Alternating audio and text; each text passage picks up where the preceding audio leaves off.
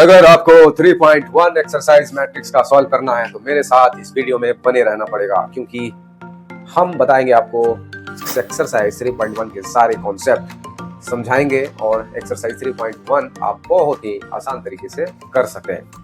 हम सबसे पहले पढ़ेंगे मैट्रिक्स का कुछ कॉन्सेप्ट और सबसे पहले आता है हमारा इक्वालिटी ऑफ मैट्रिक्स।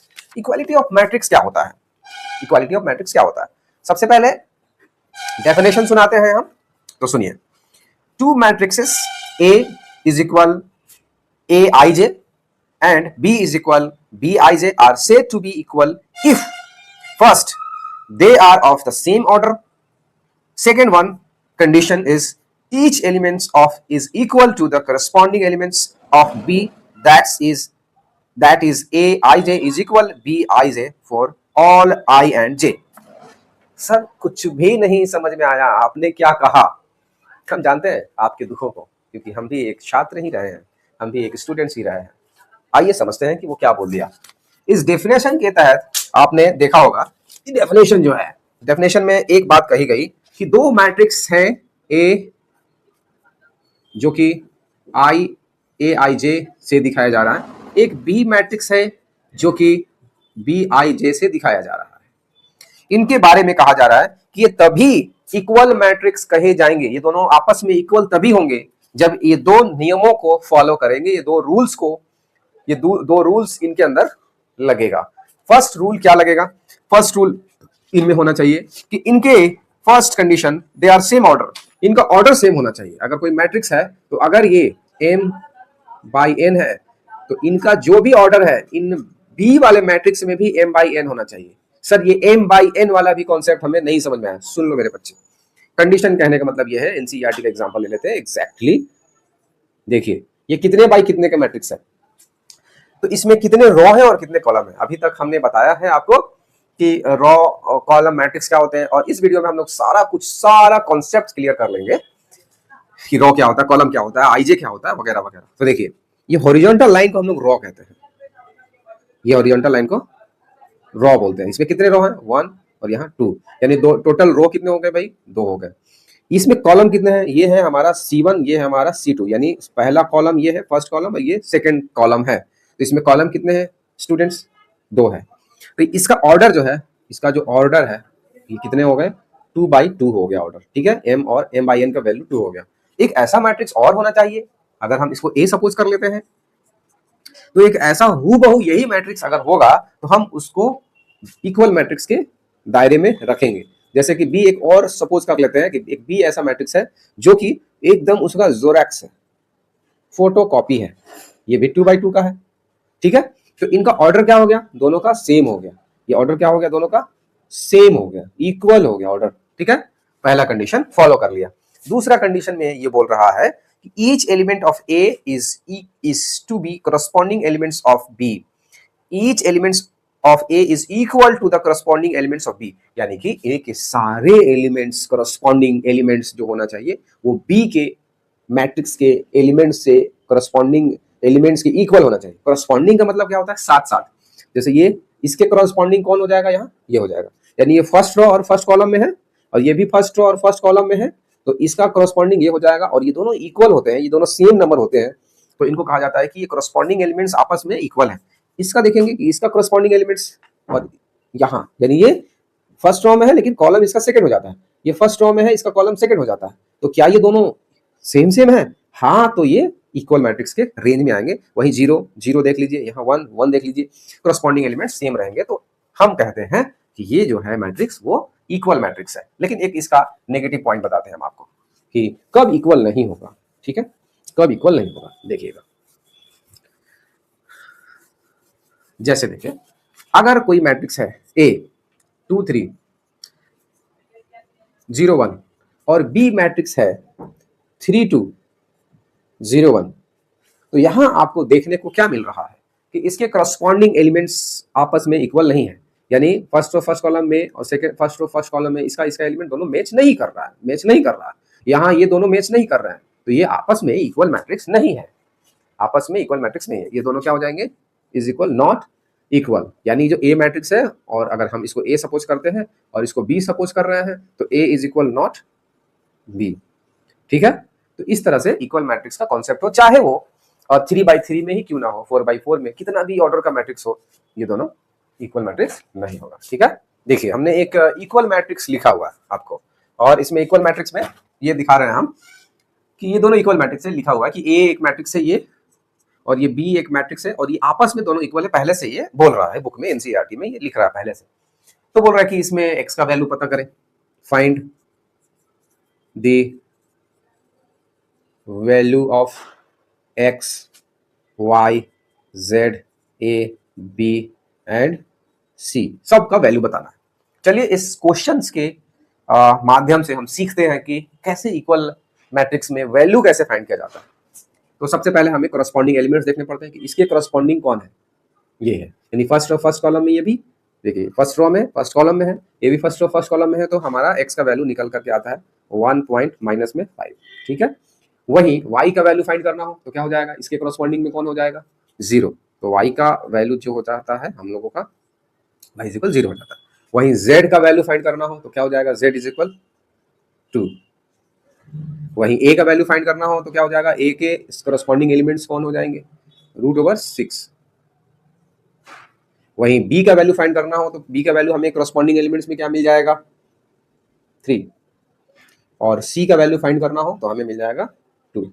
इस तरह से इक्वल मैट्रिक्स का जो भी कहीं भी वैल्यू फाइंड करना हो, ये बहुत ही सबसे नॉर्मल क्वेश्चन हम लिए समझाने के लिए कि इक्वल मैट्रिक्स में कैसे वैल्यू को इक्वेट करके फाइंड किया जाता है और आंसर निकाला जाता है। अब धीरे धीरे लेवल बढ़ेगा इसमें। एक और एग्जाम्पल लेंगे, हाँ एग्जाम्पल नंबर 4, 5 सॉल्व करेंगे इसका, और एक्सरसाइज 3.1 के सारे क्वेश्चन सॉल्व करेंगे। तो सारा कुछ कॉन्सेप्ट करते हुए हम एक्सरसाइज में इंटर करेंगे, हमारे साथ बने रहिएगा, वीडियो को स्किप नहीं करें, देखते रहें, और समझ में आया तो लाइक्स जरूर करो।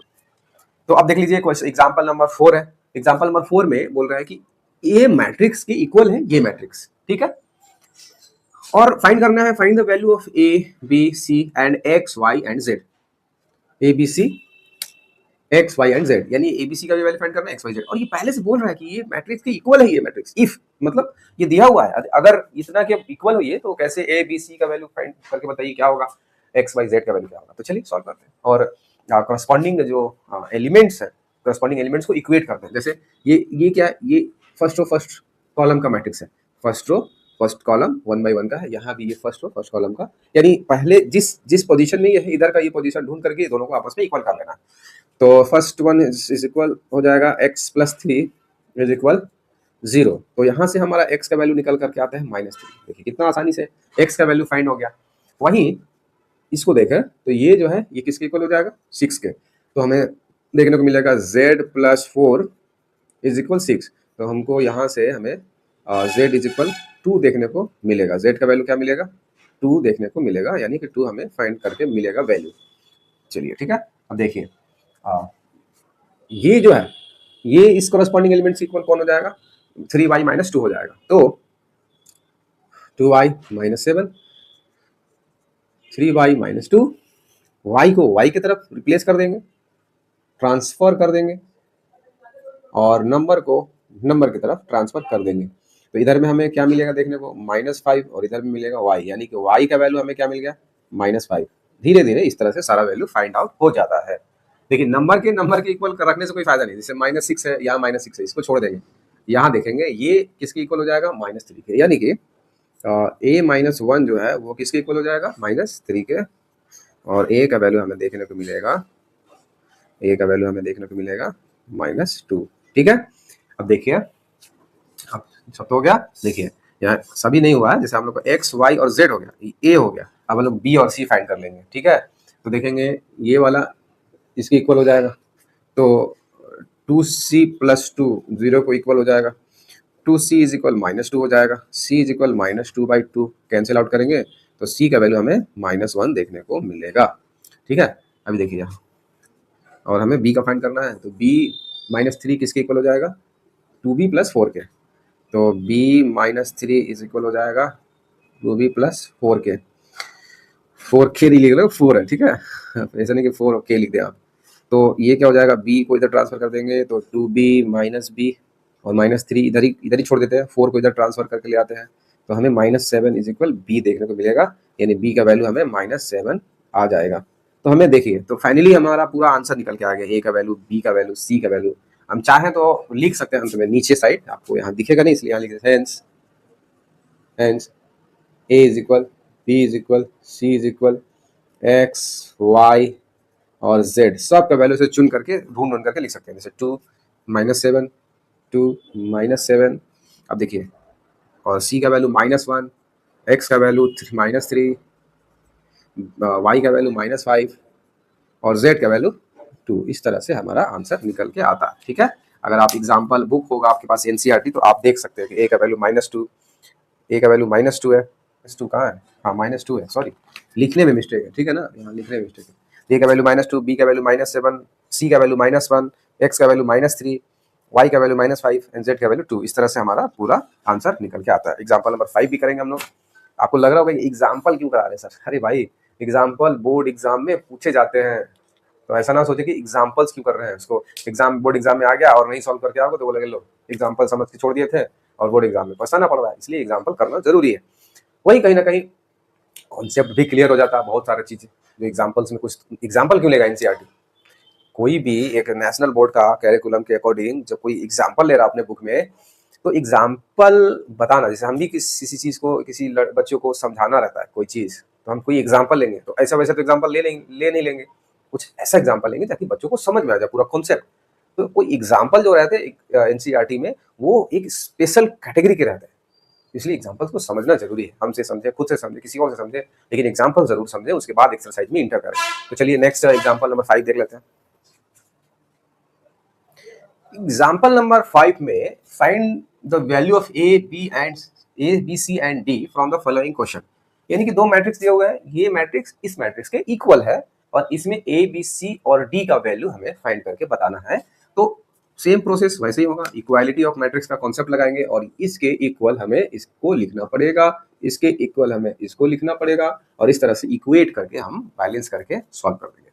तो सबसे पहले ए बी वाला क्लियर कर लेते हैं। देखिए 2a plus B is equal में हम क्या लिख सकते हैं, 4। ये इक्वेशन फर्स्ट हो गया। a minus 2b is equal हम क्या लिख सकते हैं, -3। ये हमारा इक्वेशन सेकेंड हो गया। ठीक है, इससे सॉल्व करके हम ए बी का वैल्यू निकाल सकते हैं। सी डी वाला प्रोसेस अलग कर लेंगे, यहाँ 4 और 3 और 4 इक्वेशन सपोज करके, और उससे भी सॉल्व कर लेंगे। आपको पहले से पता होगा कि एलिमिनेशन मेथड के हेल्प से हमें कैसे ए बी का वैल्यू फाइंड कर लेते हैं। तो यहाँ ए के मल्टीप्लाई में क्या है, 2 है, तो यहाँ 2 से मल्टीप्लाई कर लेते हैं। यहाँ ए के मल्टीप्लाई में क्या है, कुछ नहीं तो 1 है, तो यहाँ 1 से कर लेते हैं मल्टीप्लाई। एलिमिनेशन मेथड लगा रहे हैं और एलिमिनेट कर लेंगे हम लोग। तो 1 से मल्टीप्लाई करेंगे तो ये पूरा हमारा एज इट इज मिल जाएगा। 2 से मल्टीप्लाई करेंगे तो 2a 4b इज इक्वल -6 देखने को मिलेगा। और हम साइन यहाँ बदलते हैं प्रोसेस के अकॉर्डिंग, और ये दोनों कैंसिल हो जाएगा। और 4b प्लस में और b दोनों ऐड करेंगे तो 5b मिलेगा, और ये दोनों ऐड करेंगे तो, क्योंकि अब माइनस नहीं रहा, 6 प्लस में हो गया, तो ये दोनों 10 हो जाएगा। इसको इससे कैंसिल करेंगे तो हमें b का वैल्यू 2 मिल जाएगा। तो देखिए b का वैल्यू मिल गया। ठीक है, a का वैल्यू कैसे मिलेगा, तो हम पुट कर लेंगे किसी भी इक्वेशन में। ये हमारा इक्वेशन 1 है, तो पुट कर लेंगे, putting the value of b is equal to in equation first. Equation first में, जैसे इक्वेशन हमारा फर्स्ट क्या है, 2a plus B is equal 4, तो इसमें हम b का वैल्यू 2 पुट कर लेंगे और हमें a का वैल्यू बहुत ही आसान तरीके से मिल जाएगा। ट्रांसफर कर लेंगे 2 को, ये माइनस होगा तो 2 हो जाएगा, और ये 2 कैंसिल हो जाएगा, डिवाइड में जाएगा, तो a का वैल्यू हमें 1 मिल जाएगा। ठीक इसी तरह से हम फाइंड कर लेंगे किसका वैल्यू, c और d का। तो c d से इससे बैलेंस कर लेते हैं। ये हमारा करस्पॉन्डिंग एलिमेंट्स क्या हो जाएगा, इसके 11 हो जाएगा। तो 5c minus d is equal 11, equation number third. 4c plus 3d is equal 24, equation number 4। अभी देखिए, इसको एलिमिनेट करने के लिए यहाँ 4 से मल्टीप्लाई कर देंगे इसको, और इसको 5 से कर देंगे और सॉल्व कर लेंगे, इजीली सॉल्व हमें मिल जाएगा आंसर। तो 4 से मल्टीप्लाई करेंगे तो ये हमारा क्या हो जाएगा, 20c 4d 44। देखिए 5 से मल्टीप्लाई करेंगे तो 20c प्लस 15d, और 5 4 जा 20, कैरी 2, 5 2 जा 10, और ये हो जाएगा कितना, 12। ठीक है, देखिए अब हम आगे सॉल्व कर लेते हैं, सबट्रैक्ट करा लेते हैं, इसको साइन चेंज करा लेते हैं, ये कैंसिल हो जाएगा। अब देखिए ये भी माइनस, ये भी माइनस, तो दोनों क्या हो जाएगा, ऐड हो जाएगा, दोनों क्या हो जाएगा, ऐड हो जाएगा, माइनस में ही रहेगा, क्योंकि इसका भी साइन माइनस में, इसका भी साइन माइनस में, तो माइनस में ही रहेगा। अब इनको सबट्रैक्ट कराना पड़ेगा, क्योंकि ये एक माइनस में है और एक प्लस में है। तो देखिए 120 में 44 माइनस करेंगे तो ये हो जाएगा 10, तो 6 हो जाएगा, और ये हो जाएगा 11, तो 11 में से 4 माइनस कराते हैं तो 7 मिलता है। और सिंस माइनस में मिलेगा, क्यों, क्योंकि ये इस बड़ा वाला नंबर माइनस में है, ये माइनस माइनस कैंसिल हुआ, 19 4 जा 47 46 76, सॉरी 40 क्यों बोल रहा हूँ मैं।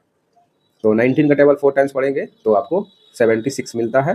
तो डी का वैल्यू हमें 4 देखने को मिलता है। ठीक है, अभी देखिए किसी भी इक्वेशन में डी का वैल्यू पुट कर लेंगे, आप इसको लिख लीजिए पॉज करके वीडियो को, अब हम मिटा रहे हैं। तो किसी भी इक्वेशन में आप डी का वैल्यू पुट कर लीजिए और आपको सी का वैल्यू मिल जाएगा। तो putting the value of D is equal 4 in equation 3 third. तो इक्वेशन थर्ड हमें ये दिया हुआ है इसमें, और डी का वैल्यू इसमें हमें क्या मिल गया भाई, 4 मिल गया है। ट्रांसपोज करेंगे तो 5c इज इक्वल 11 + 4 हो जाएगा, तो 5c इज इक्वल 15 हो जाएगा, और कैंसिल आउट करेंगे तो c का वैल्यू 3 हमें देखने को मिलेगा। तो फाइनली हमें ए बी सी का वैल्यू मिल जाता है, और लिखेंगे लास्ट में hence a is equal 1, b is equal 2, c is equal 3 and d is equal 4। तो इस तरह से हमने 4 नंबर एग्जांपल किया, 5 नंबर किया, इक्वालिटी ऑफ मैट्रिक्स का पूरा कॉन्सेप्ट किया। अब हम लोग एक्सरसाइज में इंक्लूड करते हैं। चलिए, तो सबसे पहले देखिए एक्सरसाइज 3.1 मैट्रिक्स का ये पहला क्वेश्चन है, और इस पहले क्वेश्चन में हमें कहता है कि in the matrix A is equal this, क्या क्या है, ये नंबर्स दिए हुए हैं, इसके ऑर्डर कितने हैं, तो देख सकते हैं इसमें कितने रोज हैं, first row, second row, third row, columns कितने हैं, first column, second column, third column, fourth column, यानी कि हमें 3 रो देखने को मिले इस मैट्रिक्स में और 4 कॉलम देखने को हमें मिले। तो एक मैट्रिक्स दिया हुआ है और इसमें हम लोगों को कुछ क्वेश्चंस दे रखे हैं, इसमें 3। फर्स्ट क्वेश्चन में बहुत बेसिक क्वेश्चन है, इसमें क्वेश्चन दे रखा है कि the order of the matrix, क्या होगा इसका ऑर्डर ऑफ द मैट्रिक्स। तो सबसे पहले हमने यही डिस्कस किया, और इसका ऑर्डर ऑफ द मैट्रिक्स जो है, इसका आंसर अगर हमें लिखना होगा, करना होगा, तो हम लिखेंगे order of the matrix is equal 3/4। 3/4 is the right answer इसका हो जाएगा। ठीक है, next one is the number of elements, कितने एलिमेंट्स है इसके अंदर, कितने नंबर ऑफ एलिमेंट्स है, तो लिखेंगे आंसर में कि the number of elements is equal 4 × 3 या 3 × 4 मीन्स 12, यानी कि जब भी ऑर्डर को मल्टीप्लाई किया जाता है तो टोटल नंबर ऑफ एलिमेंट्स मिल जाते हैं, इंक्रीज मिल जाते हैं। ठीक है, ये हमारा आंसर हो जाता है। अब इसमें क्वेश्चन थर्ड नंबर है, राइट द एलिमेंट्स A13, यानी कि इसका एलिमेंट क्या होगा, इस सब पोजीशन दिया हुआ है नंबरिंग करके, इन सभी का एलिमेंट्स क्या होगा इस मैट्रिक्स में हमें ढूंढना है। ठीक है, तो देखिए जब भी हम लोग AIJ लिखते हैं, AIJ, तो I बताता है रो को और J बताता है कॉलम को।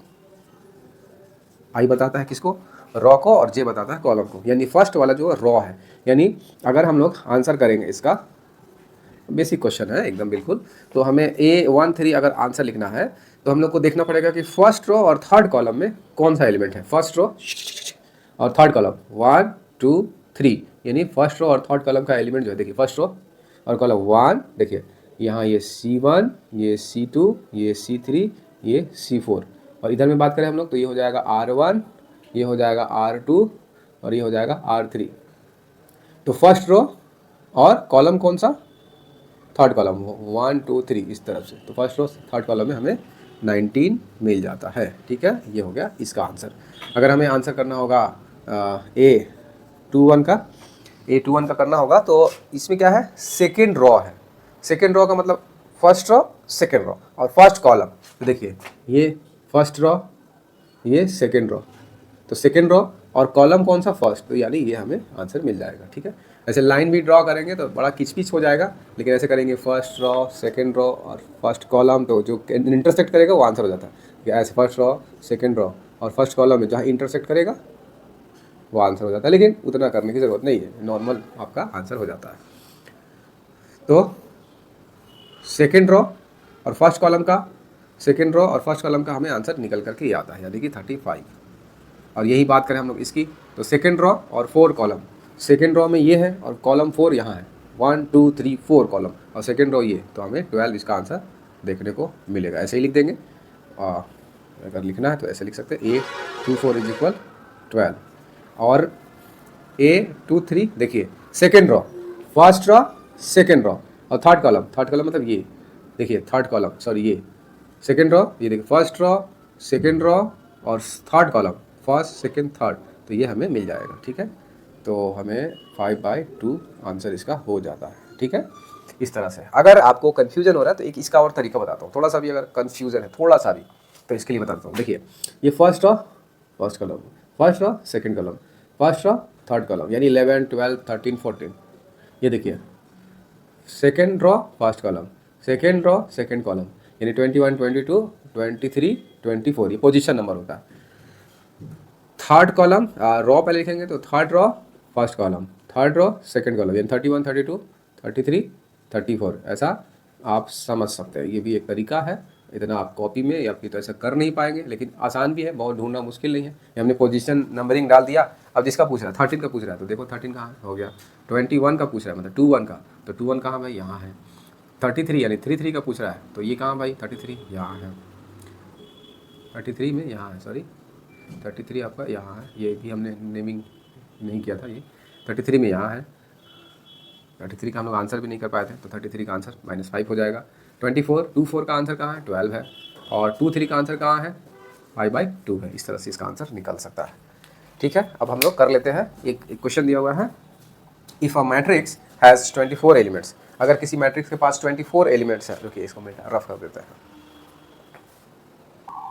इस क्वेश्चन में हमें दे रखा है कि सेकंड नंबर एक्सरसाइज 3.1 का सेकंड नंबर क्वेश्चन है, if a matrix has 24 elements, अगर किसी मैट्रिक्स के पास 24 एलिमेंट्स है total, what are the possible order it can have, कितने हो सकते हैं total possible order. What if it has 13 elements, what if it has 13 elements, क्या होगा अगर उसके एलिमेंट 13 हो, तो अगर 13 होंगे, तो पहले से 24 वाला फाइंड कर लेते हैं। तो एक मैट्रिक्स है, उसके पास 24 एलिमेंट्स है, टोटल एलिमेंट्स कितने हैं, टोटल एलिमेंट्स इज इक्वल कितने हैं, 24 है। तो मतलब ये टोटल नंबर ऑफ एलिमेंट्स है, तो ऑर्डर क्या क्या हो सकते हैं, पॉसिबल ऑर्डर क्या क्या हो सकते हैं। तो हमने यहाँ पास पॉसिबल ऑर्डर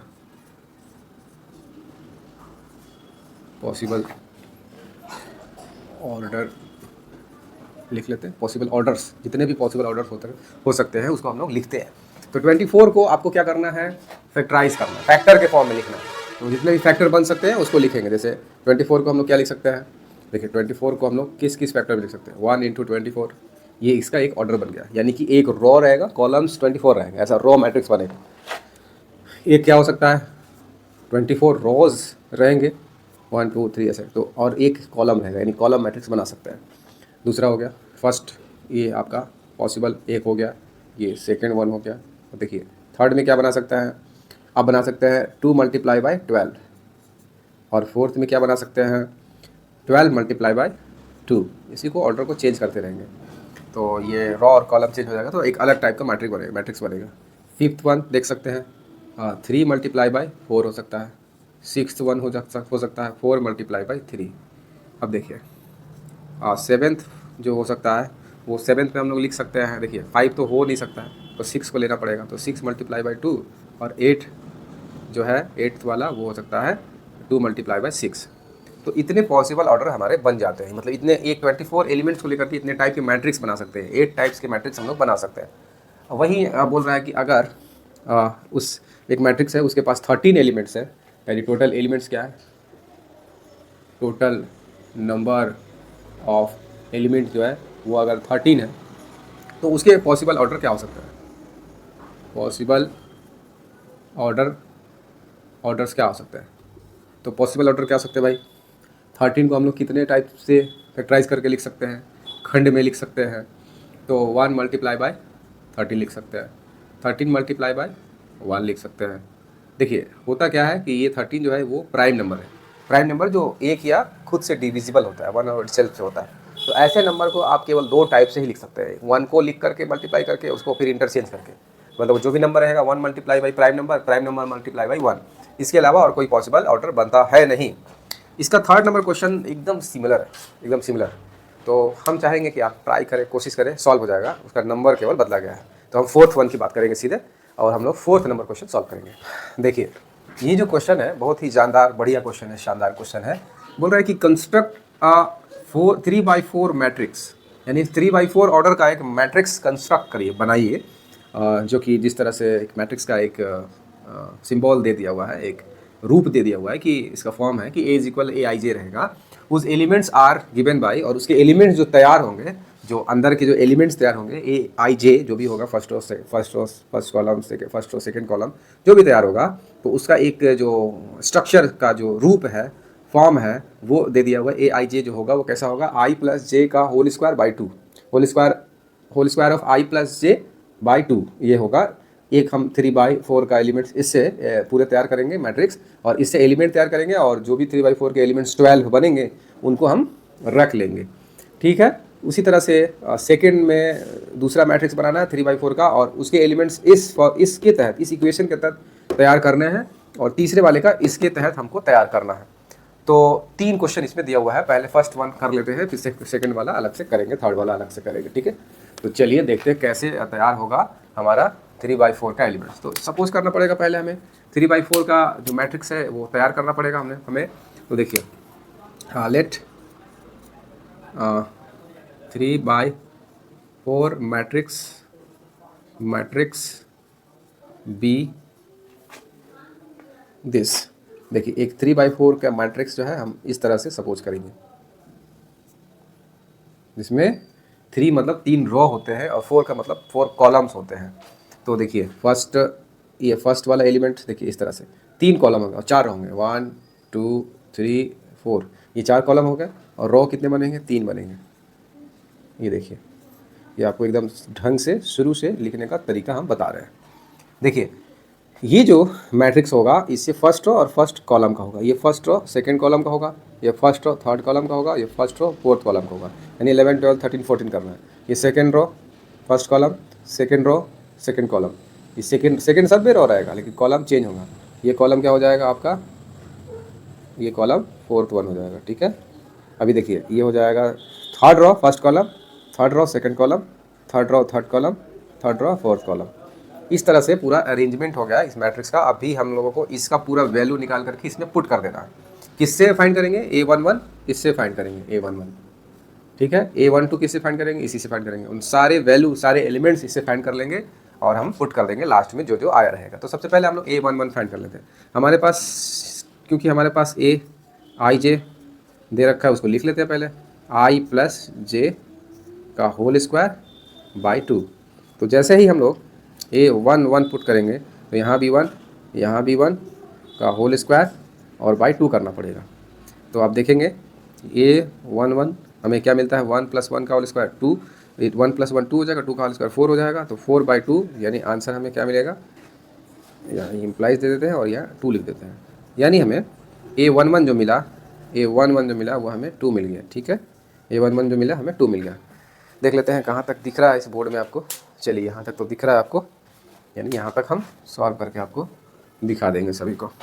तो A11 मिल गया। इसी तरह से A12 करेंगे। तो A12 कैसे करेंगे, देखिए यहाँ 1 पुट करेंगे, यहाँ 2, तो क्या बन जाएगा, ये 3 आ जाएगा ना, 3 का स्क्वायर और बाई 2। कैसे, 1 किसके जगह पे, I के जगह पे, 2 किसके जगह पे, J के जगह पे।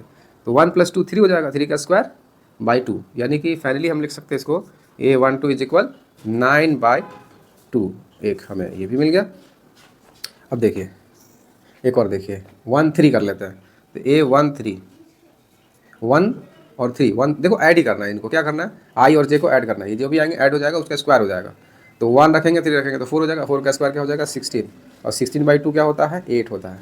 16/2 हमें 8 मिल जाएगा, ठीक है। इस तरह से अभी देखिए, अब हम लोग 1 4 रखेंगे, तो 1 4, तो यानी 5 का स्क्वायर 25/2, ये 1 4 मिल गया। तो देखिए हमें 11 12 13 14 इन सब का वैल्यू मिल गया। अभी क्या करेंगे, इसमें रख देंगे, लेकिन अभी नहीं रखेंगे, इन सब का वैल्यू इसी तरह से फाइंड करके और लास्ट में वैल्यू पुट कर देंगे, पूरे मैट्रिक्स हमें तैयार मिल जाएगा। तो इस तरह से हमें यहाँ कर लेते हैं। देखिए आप कॉपी में अच्छे से नीचे लिख करके करिएगा। अभी देखिए ये हो गया हम लोगों का, तो यहाँ कर लेते हैं यहाँ पास A21, तो क्या हो जाएगा 2 1 3, 3 का स्क्वायर 9, 9/2। देखिए 1 2 और 2 1 दोनों एक ही वैल्यू रहेगा, है ना, बदलेगा नहीं। 2 2 2 2 बोले तो 2 2 मतलब 2 + 2, देखिए 2 इसमें रखेंगे, 2 + 2 तो क्या हो जाएगा 4, 4 का स्क्वायर 16, तो 16/2, 16/2 क्या हो जाएगा 8। एक 8 ये भी आया था ना, क्योंकि यहाँ भी 4 हुआ था, तो जहाँ 4 होगा वहाँ 16, 16/2 का स्क्वायर कर देंगे तो ये हो जाएगा। अभी देखिए A23, 2 + 3 5, 5 का स्क्वायर 25, 25/2, तो ये हमें मिल गया। अभी देखिए A24, 24 मतलब 6, 6 का स्क्वायर 36, 36 का हाफ, 36 का हाफ 18। कैसे हाफ कर रहे हैं देखिए, हमें 2 2 4 करना है, तो 2 और 4 क्या हो जाएगा 6, 6 का स्क्वायर 36, और 36 को हो जाएगा, 36 के डिवाइड में क्या 2 है, तो 36 को हाफ करेंगे तो 18 आ जाएगा। तो इस तरह से हमें ये भी मिल गया। अभी देखिए क्या क्या हमें मिल गया, ये पूरा हमें सेकंड ड्रॉ वाला पूरा मिल गया। अब थर्ड ड्रॉ वाला हम फाइंड कर लेंगे, थर्ड ड्रॉ वाला इधर कर लेते हैं। देखिए A31, तो ये भी देखिए ऐड करने पर 4 हो रहा है, तो 4 का 1 + 3 4, 4 का स्क्वायर 16, 16/2 क्या हो जाएगा 8 हो जाएगा, है ना। अभी देखिए 3 2 मतलब 5, 3 2 मतलब 5, 5 का स्क्वायर 25, 5/2, 25/2, 25/2। 3 3 3 3 मतलब 6, 6 का स्क्वायर 36, 36 मतलब हाफ करेंगे तो 18, ठीक है। और 3 4, 3 4 मतलब 7, यहाँ 3 4 मतलब 7, यानी दोनों को ऐड करना है इस इक्वेशन के अकॉर्डिंग। और हमें 7 7 का स्क्वायर 49, 49/2। इस तरह से अगर आपको कुछ डाउट लगे कि सर डायरेक्ट कर रहे हैं, तो आप इस मेथड से 1 बाय 1 पूरा वैल्यू फाइंड कर सकते हैं, नो प्रॉब्लम, अच्छा होगा। पूरा वैल्यू फाइंड करेंगे तो और अच्छा होगा, तो आप उससे भी कर सकते हैं, ठीक है। तो अकॉर्डिंग टू सिचुएशन करना होता है, देखेंगे कि ये कैसा है, कितने मार्क्स का है, तो आप पूरा शो कर सकते हैं, दिखा सकते हैं। हम तो आपको प्रोसेस को शॉर्ट करके हम जल्दी से बता दिए, आप पूरा कर सकते हैं। तो इस तरह से हमें पूरा वैल्यू मिल गया। अब हम रिप्लेस करेंगे, फिर यहाँ जगह नहीं है तो यहाँ हम लोग नीचे लिखते हैं, चाहे यहाँ लिख देते हैं, putting all values of elements, सारा एलिमेंट्स का वैल्यू पुट करने पर इन मैट्रिक्स, मैट्रिक्स में पूरा वैल्यू पुट करते हैं, ठीक है। तो ए मैट्रिक्स जो हमें मिला था, जो हम लोग सपोज किए थे, उसमें हम लोग पुट कर लेते हैं। तो क्या क्या दिया हुआ है, 11 का वैल्यू क्या है, तो 11 का सर 2 है। 12 का क्या है, 12 का 9/2 है। 13 का क्या है 8 है। 14 का क्या है 25/2 है। ये एक फर्स्ट रो का कंप्लीट हो गया। सेकेंड रो में 21 का हमें क्या मिला है 9/2। 22 का हमें 8 मिला है। 23 का 25/2 मिला है। 24 का मिला है 18, हो गया ये सेकेंड रो का। थर्ड रो में जाएंगे तो 8 मिला है 31 का, और 32 का 25/2 मिला है। 33 का 18 मिला है। 34 का 49/2 मिला है। जब भी कभी भी इक्वेशन दे तो इस तरह से अरेंज करके हमें सारा वैल्यू फाइंड करके और हम सॉल्व कर लेते हैं, और तो इस तरह से फाइनली हमारा सॉल्व हो जाता है, ठीक है। तो चलिए उसका जो सेकेंड वाला दिया हुआ है उसको भी सॉल्व करके देख लेते हैं, और 3/4 का मैट्रिक्स क्रिएट कर लेते हैं, कंस्ट्रक्ट कर लेते हैं। तो देखिए सेकेंड पार्ट जो है इसका सेकेंड नंबर में है Aij = I/j। इससे कंस्ट्रक्ट करना है सारे एलिमेंट्स को, सारे एलिमेंट्स फाइंड करने हैं और इसी से कंस्ट्रक्ट करके इनमें वैल्यूज पुट कर देने हैं। हमारा 3/4 का ऑर्डर का मैट्रिक्स हमें मिल जाएगा। तो ये 3/3 रो और 4 कॉलम का हमें ऑर्डर का एक मैट्रिक्स कंस्ट्रक्ट हो जाएगा। तो सबसे पहले हम A11 कर लेते हैं। पहले तो हम लिखा हुआ जो I/j सिंस करके वो लिख लेते हैं, सिंस Aij = I/j, ठीक है। Aij यानी रो फर्स्ट रो फर्स्ट, इसका फाइंड कर लेते हैं, फर्स्ट रो फर्स्ट कॉलम का, तो 1/1 हो जाएगा। तो 1/1 को हम लोग क्या लिखते हैं 1 लिखते हैं। तो हमें देखने को मिलता है कि A11 जो है ये 1 हमें मिल गया, ठीक है। ये फर्स्ट रो का हो गया। इसी तरह से हम देखेंगे कि A12 यानी 1/2, ऊपर में 1 पुट करेंगे यहाँ और यहाँ 2 पुट करेंगे, तो ये 1 2 मिल गया। A13 क्या मिलेगा 1 ऊपर और नीचे 3, ठीक है। A14 क्या मिलेगा A14 ऊपर में 1 और नीचे में 4, ठीक है। इस तरह से हमें पूरा फर्स्ट रो का मिल गया। सेकेंड रो का सिंपल है, आप खुद भी कर सकते हैं वीडियो पॉज करके। तो 2 1 का कर लेते हैं। तो 2 1 का करेंगे तो 2 ऊपर नीचे 1 लिखने की ज़रूरत पड़ती नहीं है। 2 2 का तो 2/2 हमें क्या मिल जाएगा, 1 मिल जाएगा। 2 3 का 2 ऊपर नीचे 3, और 2 4 का 2 ऊपर नीचे 4 यानी कैंसिल होकर के 1/2 यानी 8 2 4 हमें 1/2 मिल जाता है। ये भी मिल गया, ठीक है। अब देखिए 3 1 का 3 1 3 ऊपर नीचे 1 को लिखेंगे नहीं, ठीक है। 1 को डिवाइड करने से 3 मिलेगा। 3 2 तो 3 ऊपर नीचे 2, 3 3 3/3 सेम नंबर हो जाएगा तो कट के 1 हो जाएगा। 3 4 तो हो जाएगा 3/4। इस तरह से हम मैट्रिक्स पूरा कंस्ट्रक्ट कर सकते हैं। ये तीनों रॉस के वैल्यू हमने फाइंड कर लिया और पुट कर देंगे, है ना। Putting the value of elements in matrix तो मैट्रिक्स में वैल्यू पुट कर लेते हैं तो क्या मिलेगा देखिए। अब ये कंस्ट्रक्ट हो रहा है पूरा, देखिए यहाँ से देखेंगे 1 1/2 1/3 1 1/2 1/3 और ये 1/4, यहाँ 2 यहाँ 1 यहाँ 2/3, ऐसे भी देखे कर सकते हैं 1/2। अब यहाँ 3/1 1 लिखेंगे नहीं, 3/2 3/3 मतलब 1 3/4। तो इस तरह से पूरा हमारा मैट्रिक्स तैयार हो जाता है। थर्ड पार्ट देख लेते हैं कि थर्ड पार्ट में क्या है। इसी तरह से एक इक्वेशन दिया रहेगा, उसमें 1 2 इन सारे एलिमेंट्स का वैल्यू पुट करेंगे, एलिमेंट्स फाइंड कर लेंगे और पुट कर देंगे। बस इतना ही सोल्यूशन रहता है इसमें, और कुछ ज़्यादा नहीं रहता है, ठीक है। तो चलिए थर्ड पार्ट देख लेते हैं इसका। देखिए थर्ड पार्ट हमने लिख दिया। अभी इसमें इसको हमने मिटाया नहीं, इसको ऐसे लिख दिया क्योंकि हम लोग ये फिर से सपोज करेंगे तो यही लिखना पड़ेगा। और आफ्टर पूरा फाइंडिंग वैल्यू पूरा फाइंड कर लेंगे तो हमें इसका पूरा वैल्यू हमें जो भी फाइंड आउट रहेगा उसमें पुट करना पड़ेगा। तो अब क्या करना है, इस इक्वेशन में 1 1 1 2 1 3 रख करके और एलिमेंट्स फाइंड करते जाना है और लास्ट में पुट कर लेना है। तो फर्स्ट ऑफ ऑल पहले हमें क्वेश्चन का जो भी दिया हुआ है वो लिख लेते हैं कि हमें AIJ का इक्वेशन जो है वो 1 + 2J का होल स्क्वायर बाई 2 दे रखा है, ये हमने लिख लिया। अब सबसे पहले 1 1 कर लेते हैं। तो A 1 1 यानी कि 1, सॉरी ये I है, ये I है, देख लीजिए वहाँ I है। तो ये 1 2 और यहाँ I के जगह पे भी 1 और J के जगह पे भी 1 पुट करना है, ठीक है। इसका होल स्क्वायर बाय 2।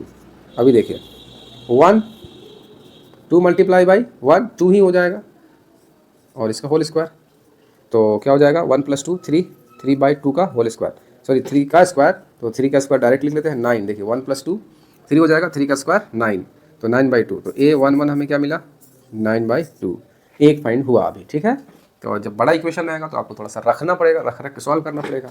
अब हम 1 2 यानी फर्स्ट और सेकंड कॉलम का कर लेते हैं।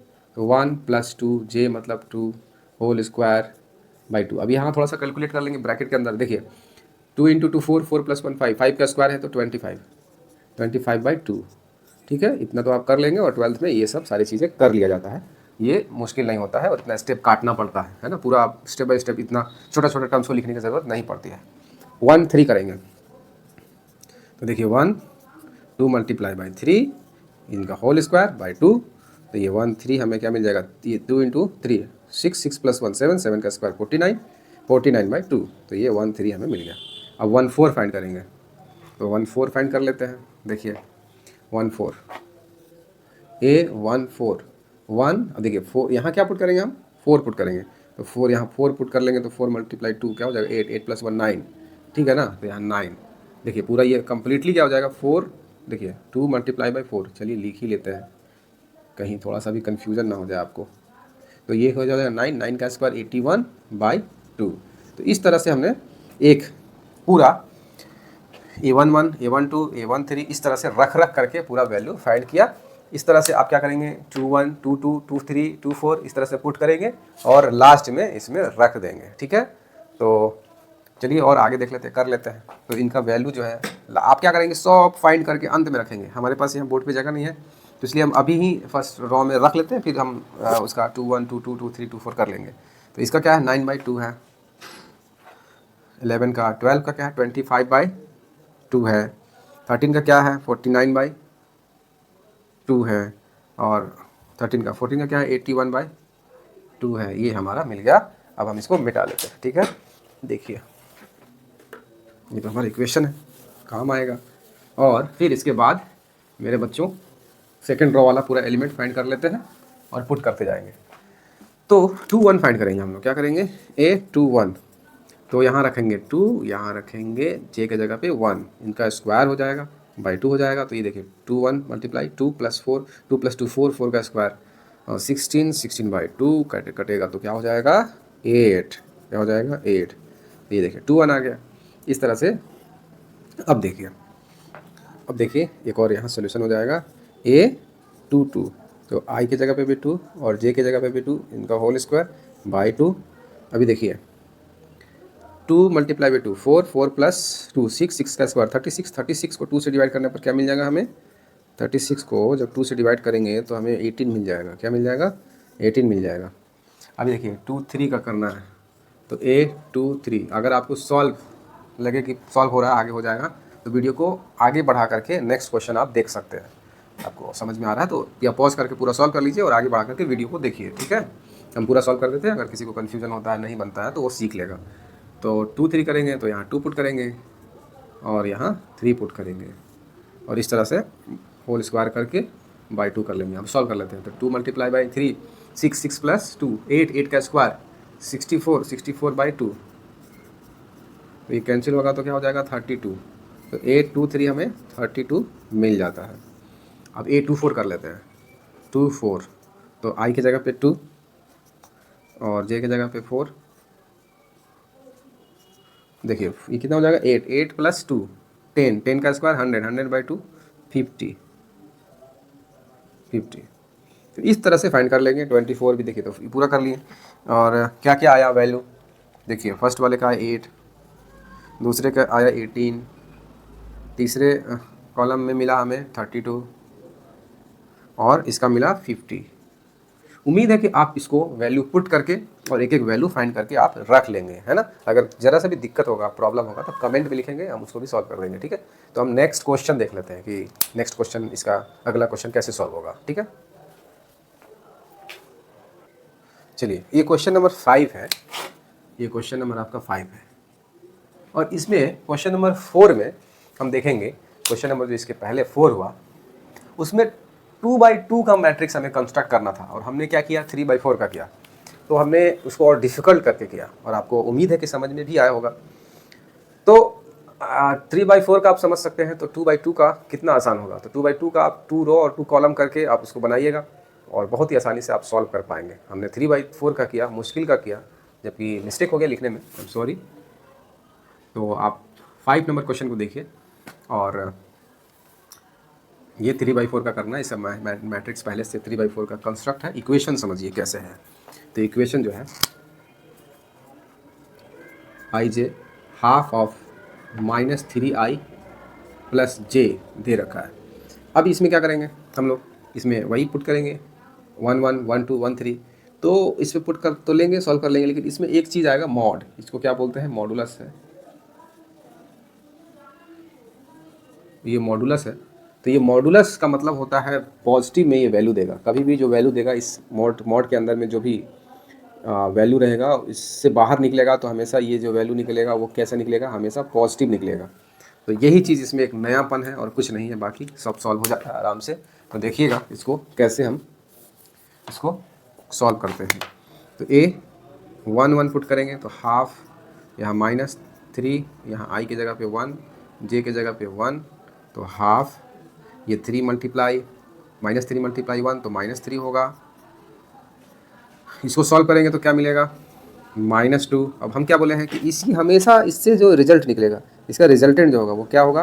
प्लस में होगा। यानी ये -2 बाहर निकल जाएगा मोड से तो क्या हो जाएगा? प्लस हो जाएगा।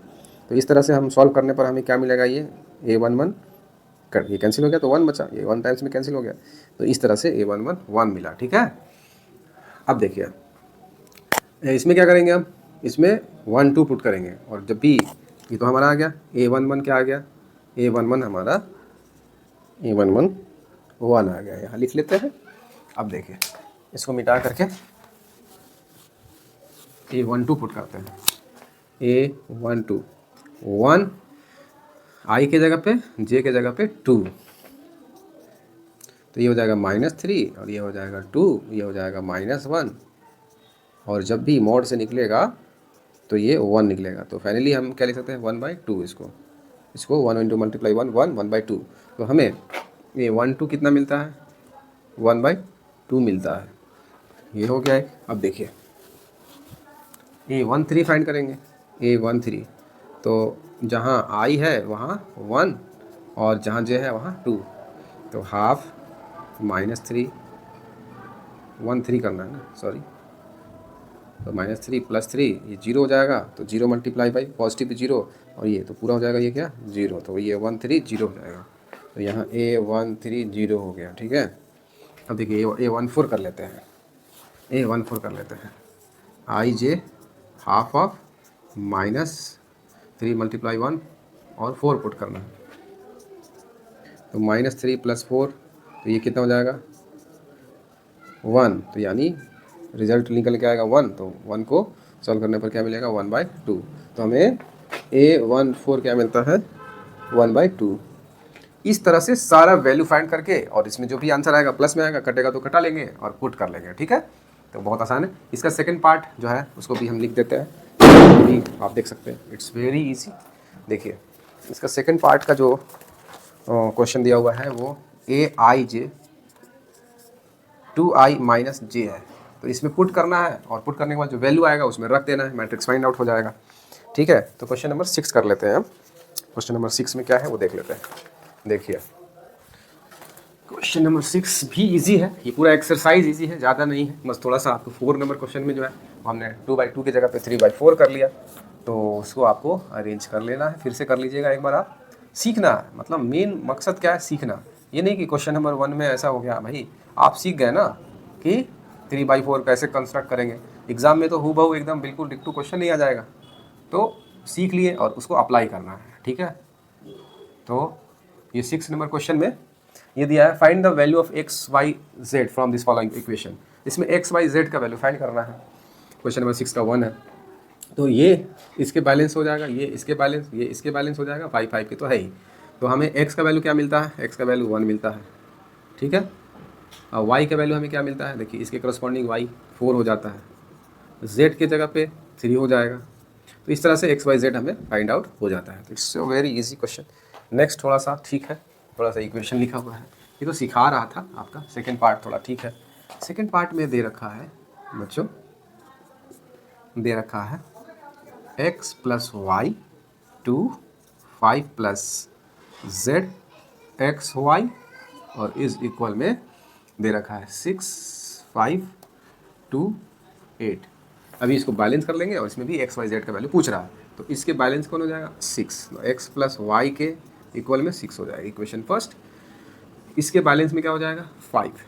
तो 5 + z के इक्वल हो जाएगा 5। यहाँ z का वैल्यू हम लोग 0 कर सकते हैं। क्यों? क्योंकि जब 5 इधर ट्रांसपोज होगा तो 5 - 5 0 हो जाएगा। तो z का वैल्यू 0 हो जाएगा। ठीक है। आ गया ये। अभी देखिए एक्स वाई के बदले हम क्या लिख सकते हैं 8। x,y = 8। अब यहाँ पास थोड़ा सा हमको सॉल्व करना पड़ेगा। तो हम चाहें तो इस ट्रांसपोज करके इसमें किसी x का वैल्यू या यहाँ से x का वैल्यू या y का वैल्यू फाइंड करके इसमें रख सकते हैं। तो y का वैल्यू यहाँ से 8/x हो जाएगा। इक्वेशन इसको सेकंड कर लेते हैं और पुट कर लेते हैं इक्वेशन फर्स्ट में, है ना। Putting the value of y = 8/x in equation first. तो x + y का वैल्यू 8/x = 6। अभी सॉल्व करेंगे इसको। x एलसीएम 1 और x का एलसीएम हो जाएगा x। ठीक है। और क्रॉस मल्टीप्लाई करेंगे तो x² 1 × 8 हो जाएगा = 6। फिर यहाँ क्रॉस मल्टीप्लाई करेंगे तो ये हो जाएगा क्या x² + 8 और इसको इससे मल्टीप्लाई करेंगे तो 6x हो जाएगा। तो यहाँ थोड़ा सा और सिंप्लीफाई कर लेते हैं, ट्रांसपोज कर लिए 6x को इधर ले आए और इसको फैक्टराइज कर लेते हैं। मतलब ये है क्या है, यहाँ 1 है तो 1 × 8 आएगा। तो इसको फैक्टर में लिखना है 2 पार्ट में, ताकि मल्टीप्लाई करने पर 8 मिले और फिर से सॉल्व करने पर इसको फिर से सॉल्व करने पर ऐड करने पर फिर इसको ब्रेक करना है 6 को। तो 6 को -4 और -2 में ब्रेक कर लिए, मल्टीप्लाई करने पर 8 आ जाएगा इक्वल में 0। यहाँ एलसीएम लेंगे, सॉरी कॉमन करेंगे। तो कॉमन करेंगे क्या x, तो x -4, यहाँ -2 कॉमन करेंगे, x - 4 = 0। x - 4 कॉमन करेंगे सब में तो x का वैल्यू हमें 4 मिलता है और x का वैल्यू हमें 2 मिलता है, ठीक है। दो वैल्यू x के मिलते हैं तो दो y के भी वैल्यू हमें मिल जाएंगे, ठीक है। तो ठीक है, हमें सॉल्व करके देख लेते हैं कि कौन सा सिचुएशन, दोनों देखिए 2 4 4 2 दोनों कंडीशन फॉलो करता है इसमें। तो ठीक है, x का वैल्यू जब 4 होगा, जब x का वैल्यू 4 होगा फ्रॉम इक्वेशन सेकेंड, x का वैल्यू जब 4 होगा व्हेन x इज इक्वल 4, तो y का वैल्यू हमें क्या मिलेगा 2, है ना।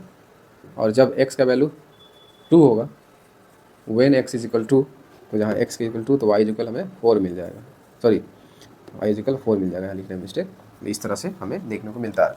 तो दो x का वैल्यू, दो y का वैल्यू हमें देखने को मिलता है और z का वैल्यू हमें 0 मिलता है। फाइनली हम आंसर करेंगे इसका, तो क्या लिख देंगे, फाइनली हम आंसर लिखेंगे। हेंस आप लोग कॉपी के नीचे लिखेंगे, हेंस x इज इक्वल, दो वैल्यू मिल रहा है, एक मिल रहा है 4 एक 2, y का वैल्यू हमें 2 मिल रहा है 2 4, और z का वैल्यू हमें 0 मिल रहा है। और आंसर भी मैच करा लेते हैं, उसमें क्या है देखिए आंसर। अब आप NCERT में जाइए, एक्सरसाइज 3.1 का क्वेश्चन नंबर 6 का सेकंड देख लीजिए, 6 का ऐसे सेकंड देख लीजिए। और जो है देखिए x का वैल्यू हमें मिल रहा है, x का वैल्यू 6 का सेकंड, x का वैल्यू 4, y का वैल्यू 2, z का वैल्यू 0 सेकंड का। फिर देखिए x का वैल्यू 2, y का वैल्यू 4, z का वैल्यू 0। तो तीन कंडीशन हमें x का दो वैल्यू, y का भी दो वैल्यू मिल रहा है। तो हमने अलग अलग करके लिख सकते हैं, इसमें अलग अलग करके लिखा है तो दो कंडीशन मिल रहा है तो दोनों को अलग अलग लिख लिया। जैसे ऐसे x का वैल्यू क्या मिला 2, तो y का वैल्यू क्या मिलेगा 4 और z का वैल्यू 0, एक कंडीशन। एंड दूसरा कंडीशन x का वैल्यू 4, y का वैल्यू 2 और z का वैल्यू 0। ये हमारा दो टाइप का आंसर इसमें देखने को मिल रहा है, ठीक है। इसका थर्ड पार्ट देख लेते हैं। थर्ड पार्ट भी ठीक ठाक है, यानी कि इसका सेकंड का, 6 का थर्ड, और 7th 8 9 10 इसको नेक्स्ट वीडियो में करते हैं। हमारा वीडियो बहुत ज़्यादा बड़ा हो जाएगा, है ना, इसलिए हम लोग इसको 7 8 9 10 नेक्स्ट पार्ट में करते हैं, ठीक है। इतना ही इस वीडियो में, इतना ही। और बने रहें हमारे चैनल में, मैथ्स मिशन मैथ्स 0.1 सब्सक्राइब कर लें और अगला वीडियो ज़रूर देखें।